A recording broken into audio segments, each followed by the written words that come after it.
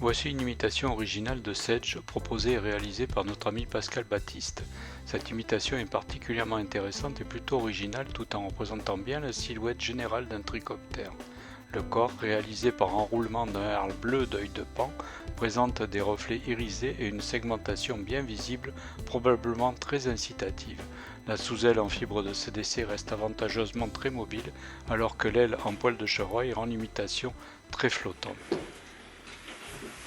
Donc, nous allons monter une mouche qui est du style Sedge, c'est plutôt une mouche d'ensemble. L'idée, c'est d'exploiter l'œil de Pan, et en particulier la partie la plus bleue de l'œil de Pan. Donc, ces fibres qui, une fois montées, vont faire un corps qui va être de couleur un peu variable, mais qui va taper dans les verts, vert-bleu.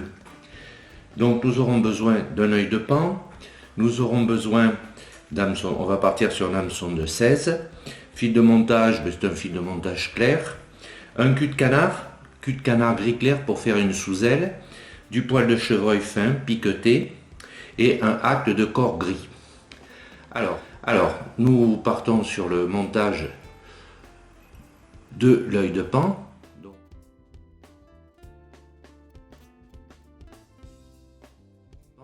Donc, nous allons jusqu'à la courbure de l'hameçon. Et la petite particularité, c'est que l'œil de Pan se présente avec d'un côté les barbules et une partie qui est blanche, enfin, qu'on peut deviner blanche. Donc l'idée, ça va être de monter la partie blanche toujours vers l'avant, de manière à ce que on ait le maximum de barbules qui soient serrées les unes contre les autres. Donc, à l'aide de la pince à hacle, on va tourner le herle de Pan. Nous avons bien sûr choisi la couleur bleue en priorité. Parce qu'au fur et à mesure qu'on sort de l'œil de Pan, on se retrouve avec du vert qui apparaît, bon, ce qui n'est pas au demeurant très vilain, mais l'idée c'est d'exploiter vraiment le bleu. Donc on travaille à spire jointive. Là, ça s'est cassé. On reprend. Alors, c'est un matériau assez fragile, donc il ne faut pas trop tirer dessus. Voilà. Donc là, je vois bien ma partie blanche qui est à l'extérieur, c'est-à-dire qui est la partie qui va remonter vers l'œillet.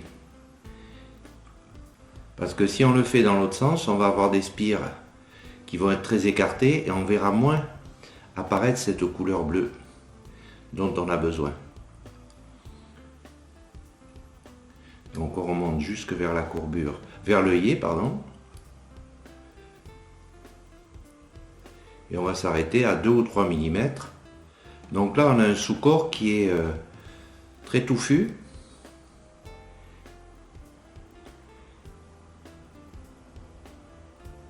Et pour avoir un autre point de repère, les barbules sont orientées vers l'œillet. Voilà, là on fixe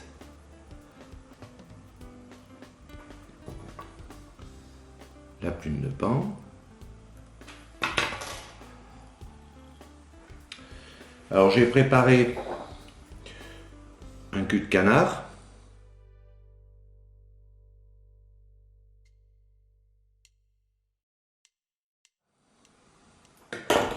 Pour faire la sous-aile. Donc je vais venir la présenter, je la retaille. Comme ceci. Voilà. Là, je vais l'écarter un peu. Voilà.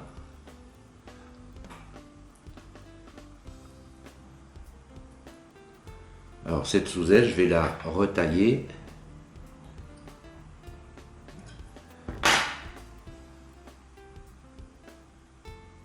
La remettre sous forme d'éventail. Bon, comme j'ai pas trop de matière devant, j'en profite, je remonte jusqu'à l'œillet, comme ceci. Ensuite, j'ai préparé de poils de chevreuil.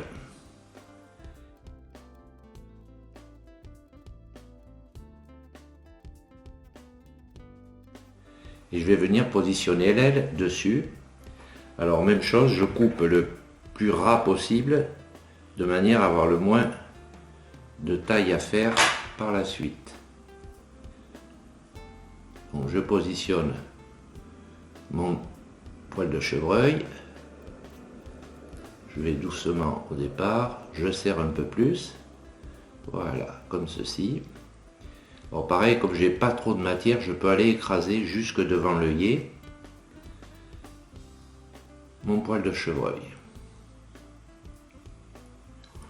Là je vais quand même nettoyer un petit peu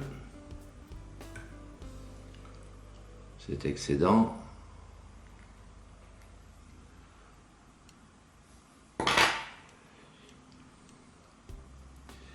Et je vais ensuite mettre donc un hacle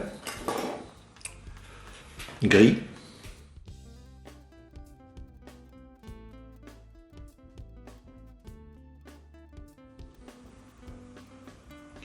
que je vais venir positionner devant l'aile de chevreuil.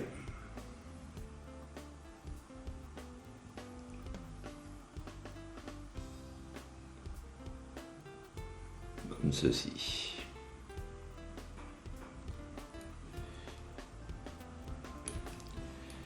Mon œillet est bien dégagé. Je ferai les petites finitions tout à l'heure. Donc comme ce sont des plumes assez longues, je vais prendre la pince à hacle.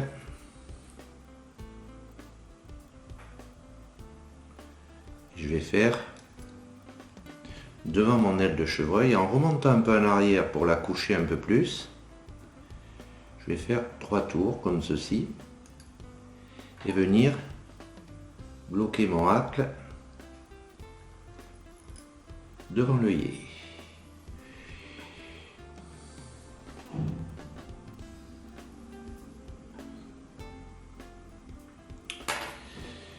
Je coupe mon excédent.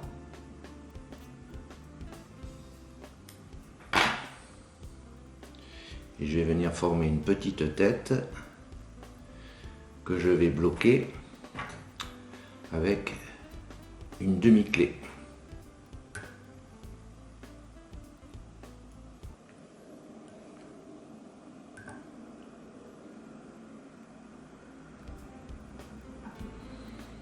Voilà. Je m'assure que j'ai toujours mon œillet qui est dégagé. Je vais utiliser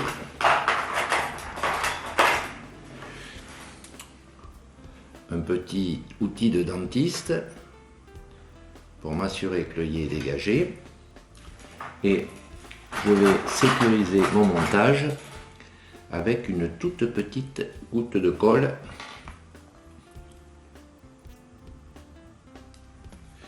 que je vais mettre sur le fil de montage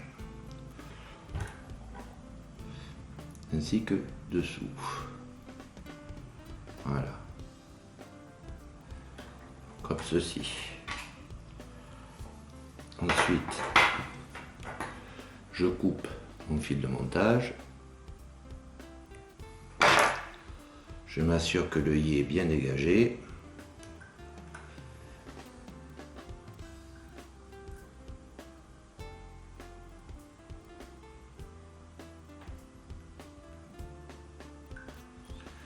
Voilà, je redresse mes fibres.